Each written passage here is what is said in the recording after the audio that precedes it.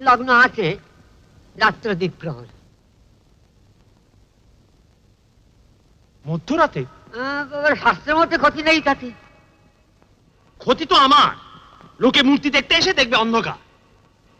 হীরক রাজের কাছে যদি ধরা হয় সরা, তবে রাত হবে দিন। এর এমন কি কঠিন? লগ্ন তো সম্রাটের হাতে, পঞ্জিকা কি বলে কি এসে যায় তাকে।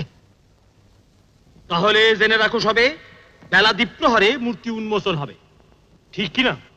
ঠিক ঠিক ঠিক ঠিক। আর হ্যাঁ, ওই উৎসবের দিন থেকে হীরকাব্দ শুরু, বুঝলে রাজ্যতীষী? ওই উৎসবের দিন থেকে হীরকাব্দ শুরু। আপনি যা বলেন, আপনি গুরু। আর সব অব্দ মুছে ফেল। তাতে কি আর এসে গেল? তা গ্রহ নক্ষত্র কিছু মুছে ফেলতে হবে কি? তুমি নিজে কাজ করো দেখি। যাজ্ঞে মহারাজ।